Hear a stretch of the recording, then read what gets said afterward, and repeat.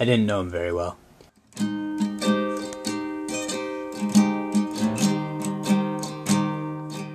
He was given a room in our communal apartment when the Regional Housing Committee discovered our vacant room.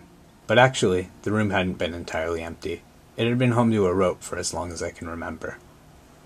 While the inspectors were assessing the room, the ginger cat had crept inside and dragged the rope into the hallway. Nobody knows for sure where it is now. Though all the children thought it was too much of a coincidence that the contraption to save Nikolai Viktorovich developed a third dimension around this time.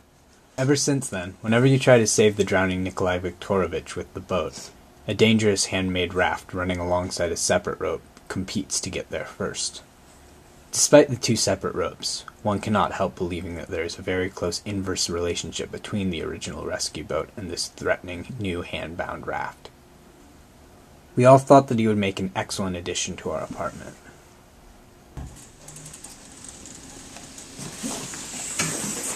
Viktor Ivanovich? Yes. Welcome to our cooperative. I'm Dmitry Petrovich, his manager.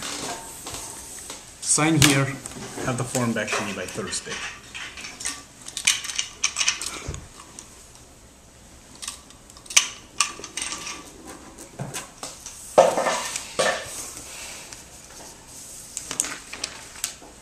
Let me show you to the room.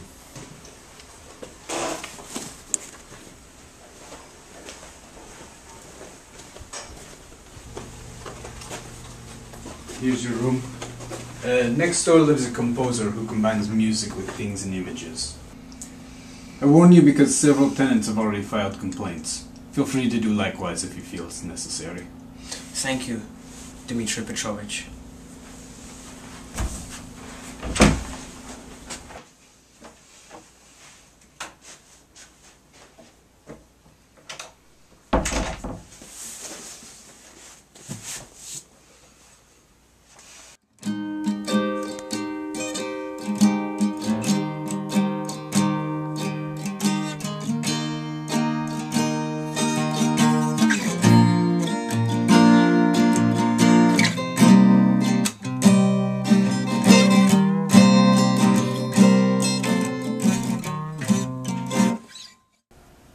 When we first met the new tenant, we could tell he was a most upstanding Soviet citizen just by glancing at his bookshelf. The only books he owned were biographies of our fearless leader, Brezhnev. Even the man who flew into space from his apartment was impressed by his patriotic taste in literature.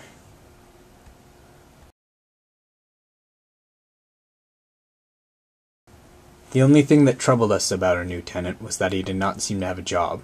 He spent all day every day shut up in his room. But we forgot about our doubts whenever we ran into him in the kitchen, because he was so respectful and polite. After having met him in person, we all assumed that he was a very talented, published author, who was hard at work on a new piece of outstanding Soviet literature. No wonder he had to stay in his room all day.